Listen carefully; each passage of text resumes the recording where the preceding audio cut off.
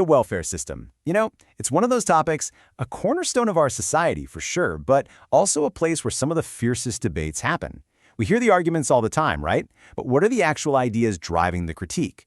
Well, today, we're diving deep into one specific and pretty provocative argument about the American system.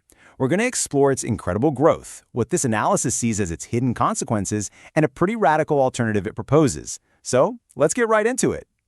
So what on earth is this number? 5,614%. Well, according to the analysis we're digging into, this is the total unadjusted increase in government social welfare spending just between 1934 and 1976. I mean, that is an absolutely mind-boggling figure. And it just makes you wonder, what does that even look like in real money? And this chart really puts that wild percentage into perspective. We're talking about a jump from $5.8 billion right in the middle of the Great Depression to over $331 billion during an era of, huge prosperity. This massive expansion is really the central mystery we're unpacking today. How did we get from here all the way over to here? Okay, so to really understand the core argument here, we first have to get our heads around the sheer scale of this growth. It's not just about that one big number. It's a trend that shows up across a bunch of different measurements, and it tells a story about a fundamental shift in the whole system. Now, I know what you're probably thinking. Well, what about inflation or population growth? And that's a fair question, but this analysis is all over that. Even when you adjust for inflation, measuring in constant dollars, direct aid still shot up over 500%. On a per-person basis, it tripled. And look at the number of people receiving aid. It quintupled in just 2 decades. In a single city like New York, the welfare rolls just exploded. So the point being made here is that something else was going on, something much bigger than just simple economic or demographic shifts.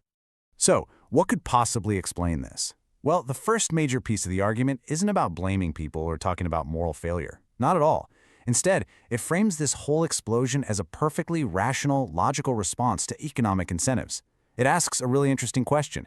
Could the very design of the welfare system be encouraging its own growth? To get this, we just need a super simple economic concept. It's called the positive supply function. All it really means is that if you offer a better reward for doing something, more people will want to do it. Think about a shoe factory, right? If you suddenly start offering workers way more money to make shoes, you're going to find a lot more people who are suddenly very interested in becoming shoemakers. This analysis just takes that same exact logic and applies it to the welfare system. Okay, so let's walk through an example to see how this works.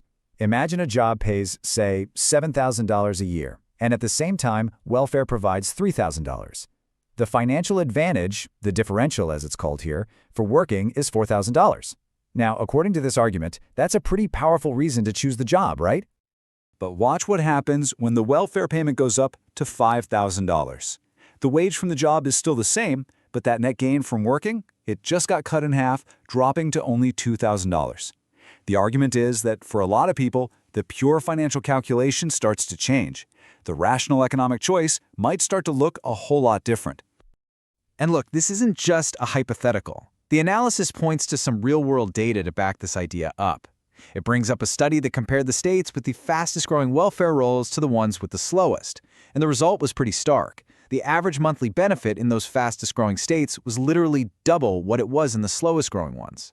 This correlation is presented as some pretty powerful evidence that this positive supply function thing was really happening.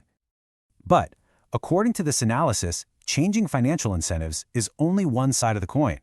The other piece of the puzzle, and frankly the more controversial part, moves away from economics and dives right into the world of culture, values, and social norms. So the argument here is that alongside all those financial incentives to get aid, there used to be a really powerful disincentive to avoid it: social stigma. The idea is that for a long time, being on public assistance was seen as a source of shame. This analysis argues that this stigma was worn down over time, which essentially removed a huge barrier that used to keep people from seeking aid in the first place. To try and explain this cultural shift, the analysis brings in the work of a theorist named Edward Banfield. Now, it's really important to say, this is a very pointed and controversial view. It suggests that different social classes have fundamentally different ways of thinking about time. So upper-class culture is described as being future-oriented and disciplined, while lower-class culture is described as being focused on the present, which makes things like a steady job less appealing. Again, this is the specific theory being used within this analysis to explain why economic outcomes might differ. And to illustrate this theory, the analysis points to a historical example: two immigrant groups in New York City who are both facing pretty similar levels of poverty. The interesting thing is, even though they had lower incomes, the Russian Jewish immigrants, described here as future-minded, had much better health outcomes and a longer life expectancy than the Irish immigrants, who were described as present-minded. The argument being made is that it was their cultural values, not just their income, that was driving these very different results. And this line of thinking isn't just stuck in the past. The analysis also points to some modern communities. It talks about Albanian Americans, a group with a really low average income, but apparently not a single one was on welfare because of cultural pride. And it brings up a Polish-American community in Brooklyn, where taking public aid is seen as an insult. These examples are all used to make the case that a culture of independence is the real determining factor, not just someone's economic situation. So, after laying out this two-part diagnosis, the problem of incentives and the problem of culture, what's the proposed solution? Well, this is where the analysis shifts gears from just critiquing the system to suggesting a pretty radical alternative for the whole thing. The conclusion is incredibly direct.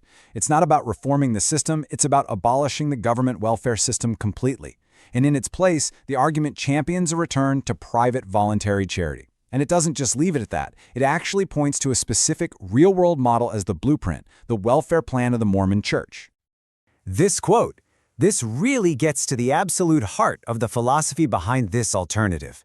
The main goal isn't just to hand out aid, it's to help people help themselves, to restore their independence.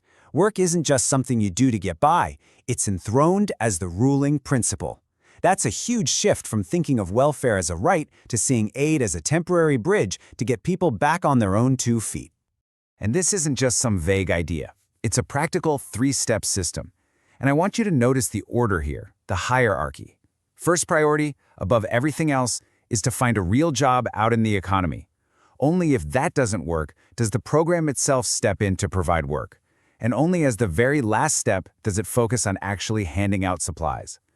The whole structure is built to put work and self-sufficiency right at the very top. So, this brings us to the final, big-picture takeaway from this entire analysis.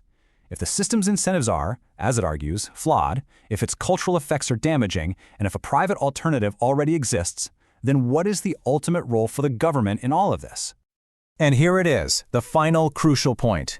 This analysis concludes that government action itself is the core problem. And from this point of view, getting out of the way means a lot more than just ending welfare payments. It means abolishing the taxes that pay for the system and getting rid of regulations, like the minimum wage, which are seen as roadblocks that actually prevent the poor from building their own prosperity through work. And all of that leaves us right here with the central question that sits at the very heart of this whole debate.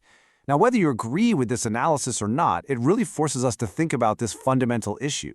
Is independence best created by a government safety net that guarantees a certain standard of living, or is it fostered by removing that net to encourage a culture of work, private charity, and total self-reliance? It's a huge question. There's no easy answer, and it's one that remains at the absolute core of how we think about our society.